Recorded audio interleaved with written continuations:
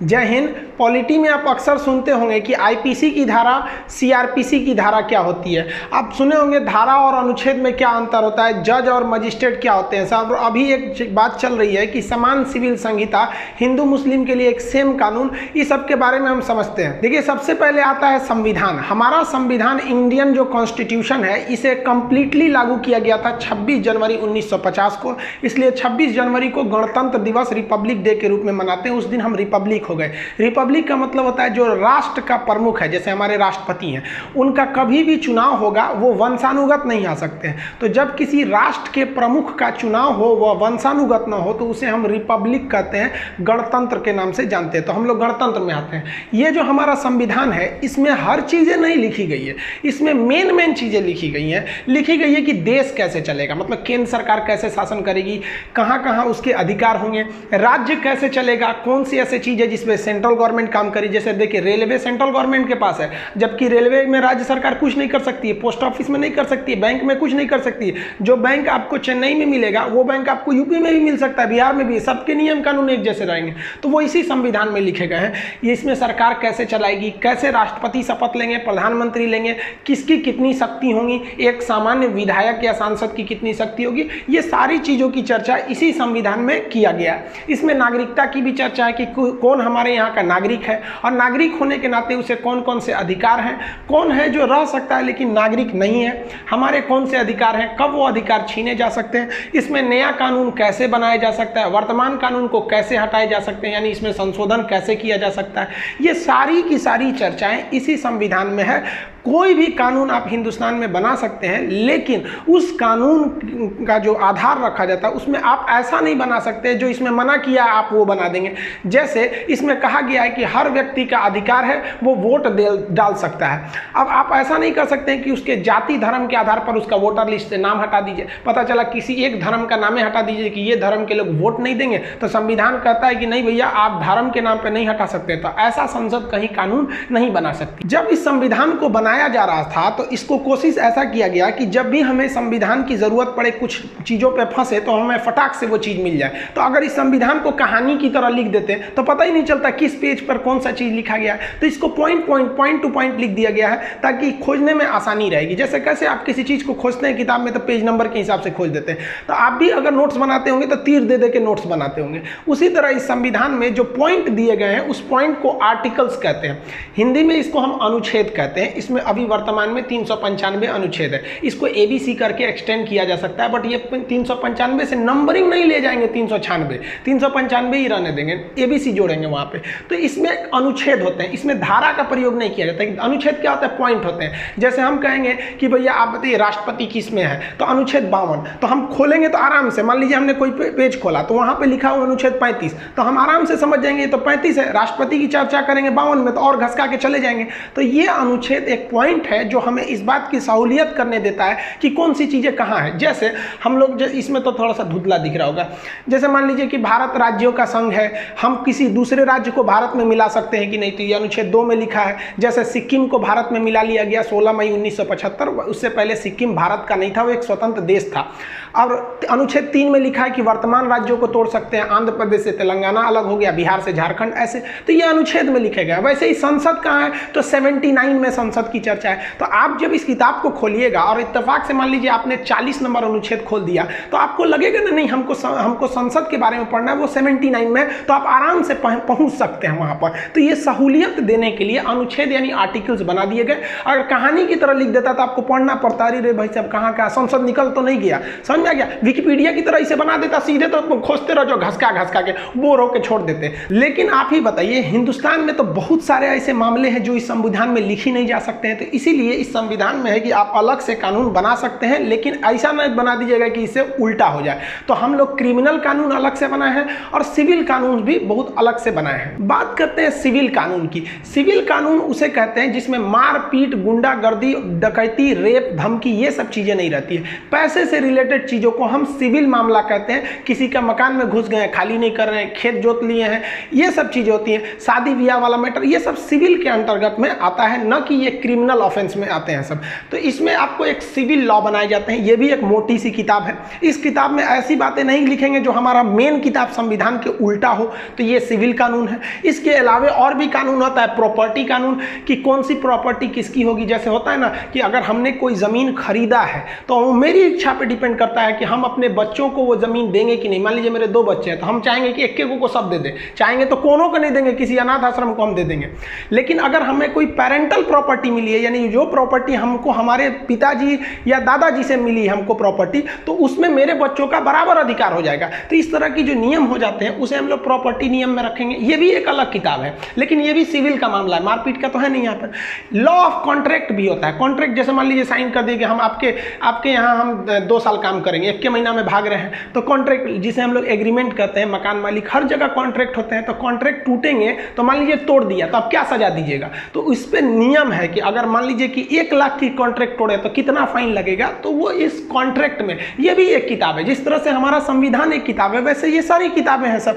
लेकिन इन सारी किताबों को इस ध्यान से रखा गया है कि इसमें ऐसी बातें ना लिख दे जो हमारा मेन किताब संविधान है उसके उल्टा हो जाए। अब जो सबसे कंट्रोवर्शियल किताब दिखती है वो लॉर्ड कॉर्नवालिस के समय से ही चलती आ रही है। जब हम गुलाम थे तब Hindu personal law and Muslim personal law, जिसे Hindu code and Muslim code कहते हैं। अब मुसलमानों के लिए कुछ पर्सनल लॉ है जो केवल मुसलमानों पे लागू होते हैं, हिंदुओं के लिए भी पर्सनल लॉ है जो केवल हिंदू पे लागू होते हैं। जैसे स्पेशली हम अगर 2-3 चीज़ों की बात करें तो यहाँ पर तलाक काफ़ी सिंपल है। मुसलमानों में तलाक तलाक तलाक, जिसका बहुत मिसयूज होने लगा, ससुरा व्हाट्सएप पे लिख के भेज दो तलाक यहाँ पर। जबकि हिंदुओं में भी तलाक है, लेकिन आप देखेंगे बहुत कॉम्प्लिकेटेड है, कोर्ट में जाना पड़ेगा, ये जाना पड़ेगा। तो अभी जो वर्तमान बातें चल रही है कि ये हिंदू पर्सनल लॉ हटा के मुस्लिम और हिंदू के लॉ हटाकर एक देश का एक कानून रहना चाहिए, और इसका कुछ लोग विरोध भी कर रहे हैं। तो देखिए उसमें क्या है कि ख़त्म नहीं किया जाएगा, एक कॉमन नियम बना दिया जाएगा कि जैसे मुसलमान में तलाक लेना काफ़ी सिंपल है, हिंदू में काफ़ी टफ है। तो अभी जो कोड बनेगा उसमें क्या है, तलाक खत्म नहीं होगा। क्यों खत्म नहीं होगा कि दुनिया में कुछ ऐसे भी लड़के हैं जिनके साथ कितनी भी शरीफ लड़की है जिंदगी नहीं बिता सकती, इतना खच्चर है सब। और कुछ ऐसी खचरी लड़कियां भी हैं जिनके साथ शरीफ से शरीफ लड़का नहीं जिंदगी बिता सकता है।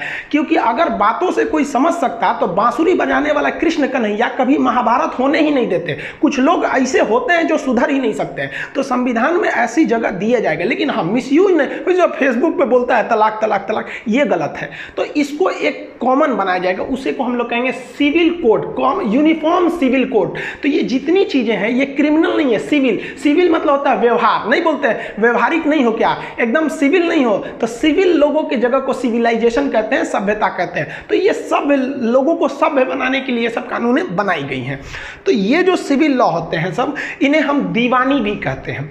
अब सिविल लॉ जो है, मान लिया कि हमने इसमें से किसी एक ऐसे लॉ का हमने उल्लंघन कर दिया, कोई भी सिविल लॉ का इसमें से, या कॉन्ट्रैक्ट तोड़ दिए, या फिर हमने प्रॉपर्टी वाला, या फिर हिंदू कोड तोड़ दिए। जैसे आप सिंपल बताइए, हिंदू के हिसाब से क्या होता है ना कि बेटियों की प्रॉपर्टी में अधिकार नहीं होता है, जबकि मुसलमानों में क्या होता है कि भाई का जिस तरह से संपत्ति में अधिकार है उसका थोड़ा हिस्सा बहनों मतलब बेटियों का भी होता है। तो ये कॉमन बनेगा, इस आगे अब ये रिफॉर्म होगा, गवर्नमेंट इसकी तैयारी में है, वो इसको लाएगी।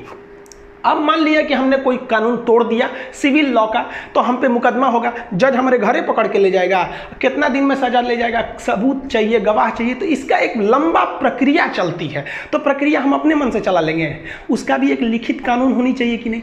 तो वो लिखित कानून की किस तरह से कोई सिविल लॉ टूटने पर उस व्यक्ति पर मुकदमा चलाया जाएगा, कब उसे गवाही के लिए बुलाया जाएगा, कब सबूत माना जाएगा, कब कहा जाएगा कि अगली तारीख पर आइएगा। तो एक प्रोसीजर होता है ना जी, तो उसी प्रोसीजर को हम लोग कहते हैं सिविल प्रोसीजर कोड। उस प्रोसीजर के लिए भी किताब है, नहीं तो सब वकील कहेगा नहीं ये हमारा प्रोसीजर, ये हमारा प्रोसीजर। तो एक नियम कानून होना चाहिए, नहीं कि नहीं, जो जज भी फॉलो करे कि भाई साहब आप कोई सबूत दिखाने से पहले हमको पहले सूचना दीजिएगा कि हम ये सबूत दिखाना चाहते हैं। ये नहीं कि सीधे जज साहब को चलिए, ए जज साहब लीजिए सबूत है, लीजिए, तो फेंक देगा जज, वहाँ कहेगा कि बकलोल कहीं का, तुम कैसा वकील है। इसीलिए ना आप डायरेक्ट वकील जज से बात नहीं कर सकते, क्योंकि आपको कोई भी प्रोसीजर नहीं पता है, वकील को प्रोसीजर पता होता है। तो एक नियम कानून होता है कि सीधे जज को नहीं दे सकते हैं, उसके लिए पेशकार होता है, नियम कानून होते हैं।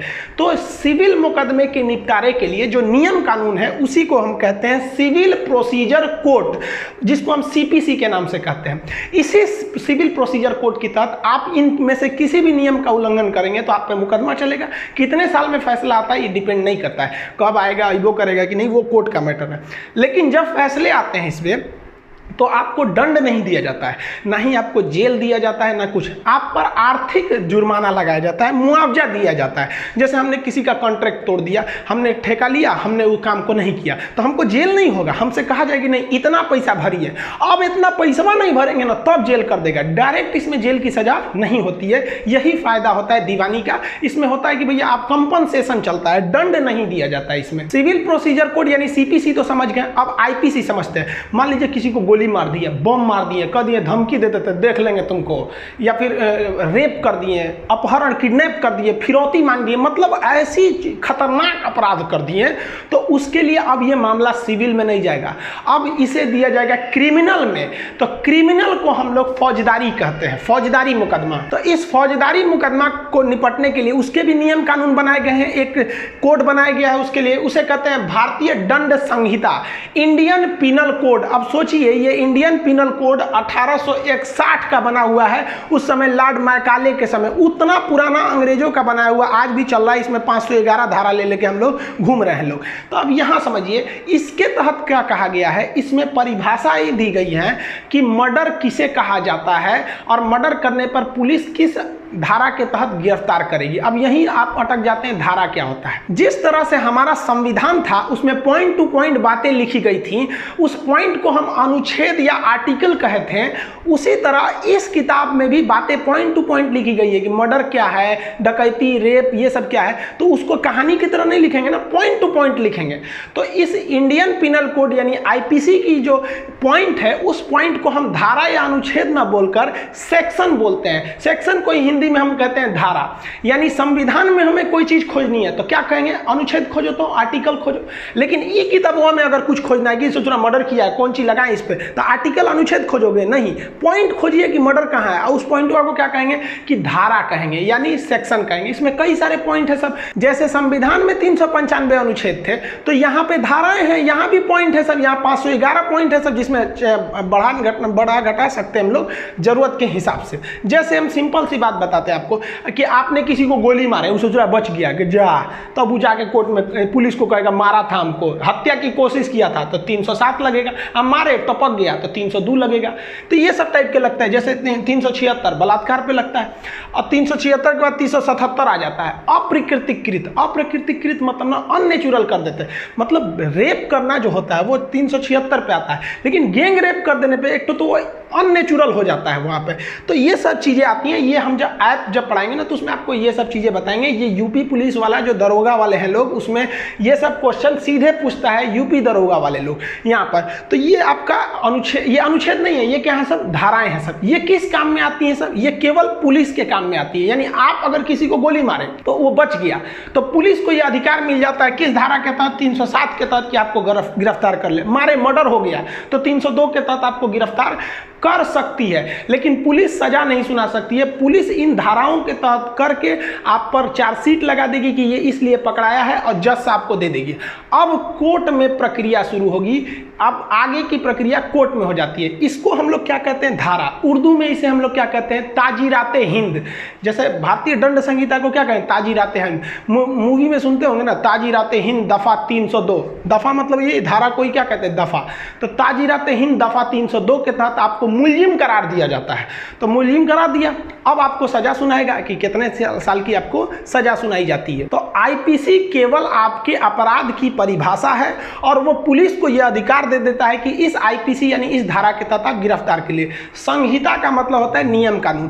दंड के लिए क्या नियम कानून है, दंड संहिता। चुनाव का क्या नियम कानून है, आचार संहिता।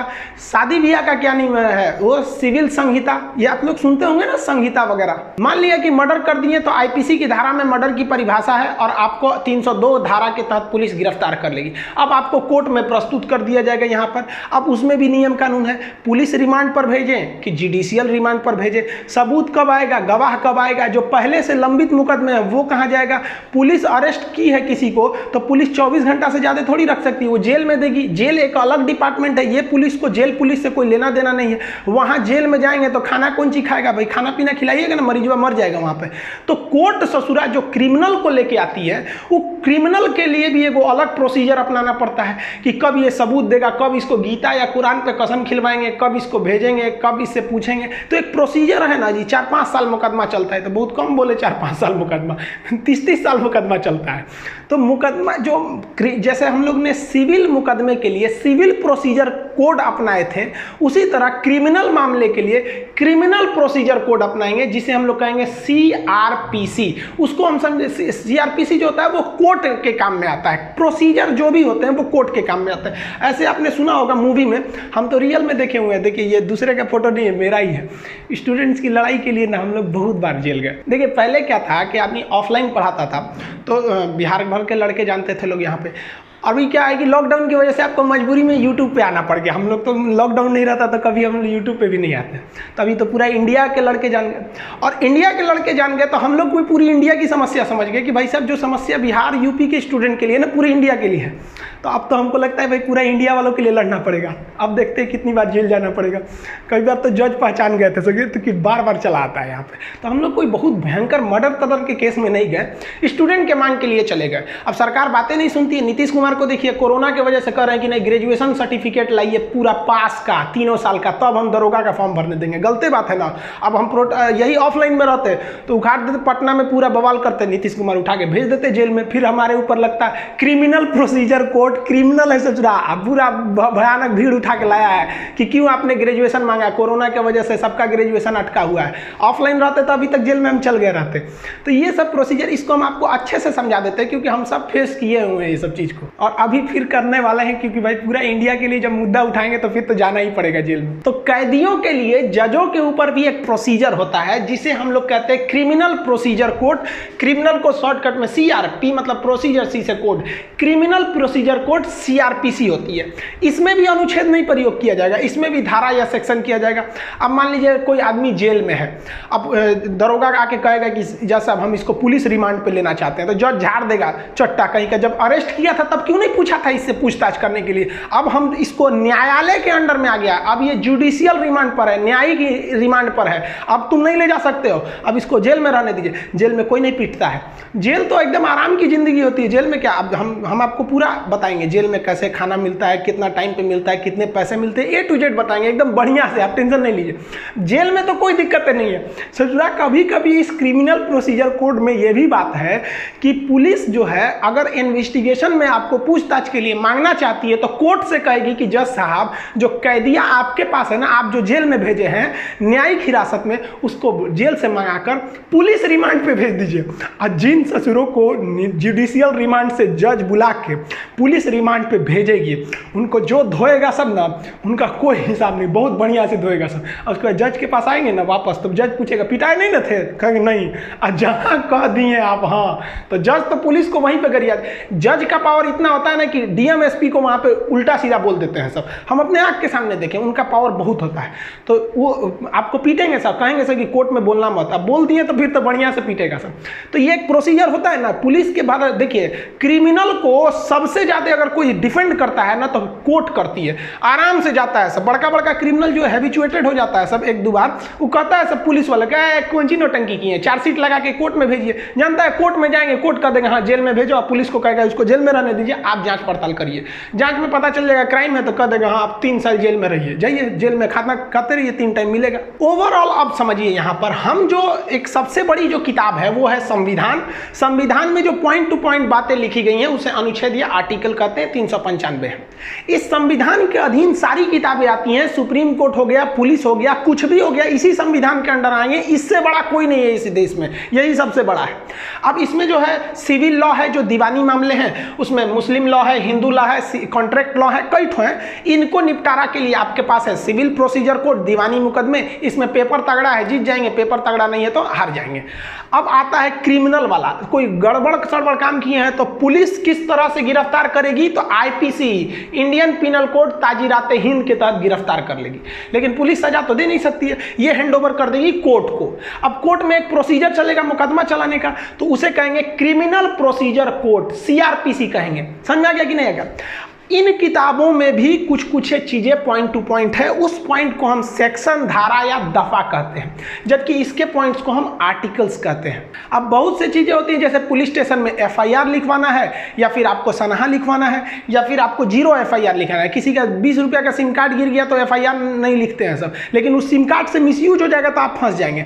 तो इसके लिए आपको NCR लिखवाना पड़ेगा। वो क्या चीज़ होता है इसको समझा देंगे। ये पुलिस रिमांड कैसे लेती है, ये चार्जशीट उर्शीट लगा के जेल में भेज देती है, जेल में कितने टाइम पे खाना मिलता है, कितना पैसा मिलता है, क्या क्या सुविधाएं मिलती है, क्या बाहर से लोग हमसे मिलने आ सकते हैं, बाहर से खाना मंगा सकते हैं कि नहीं मंगा सकते हैं, इसमें हमको वर्दी ड्रेसवा तो ऐसे नॉर्मल जाइएगा तो यही कपड़ा पे छोड़ देता है ऐसा, एकदम परमानेंट हो गए कि नहीं भैया ज़्यादा दिन रहने वाला है तभी आपको नंबर देगा, नहीं तो सबको नंबर नहीं देता। जिसको नंबर दे दिया समझिए कि सीनियर है। इसके अलावा आप देखेंगे कि जज और मजिस्ट्रेट होता है। कभी कभी आपको जज के पास ले जाया जाएगा, नॉर्मल मैटर है तो मजिस्ट्रेट के पास ले जाएगा। इसमें क्या अंतर होता है जज और मजिस्ट्रेट में? जज में भी देखते होंगे, जज होते हैं एक तो जस्टिस होते हैं, एक न्यायाधीश होते हैं, एक दूसरा न्यायमूर्ति होता है सब। और यहाँ तो इस चीज को तो समझना जरूरी है कि आपका केस समन वाला केस है कि वारंट वाला केस है। और इसमें अंतर नहीं समझेंगे ना तो उठा ले जाएगी पुलिस, फिर बढ़िया से धोएगी आपको। तो आई होप जो धारा, अनुच्छेद, ये सब चीज थे IPC CRPC आप समझ गए होंगे। नेक्स्ट वीडियो में हम ये सब चीजें आपको समझा देंगे। इसको लिखने के लिए PDF जो ऐप पर जब हम आपको पॉलिटी पढ़ाएंगे कंप्लीट, तो उसके लिए हम आपको PDF प्रोवाइड कर देंगे, वो लिखने की जरूरत नहीं पड़ेगी। मिलेंगे नेक्स्ट वीडियो में, तब तक के लिए जय हिंद।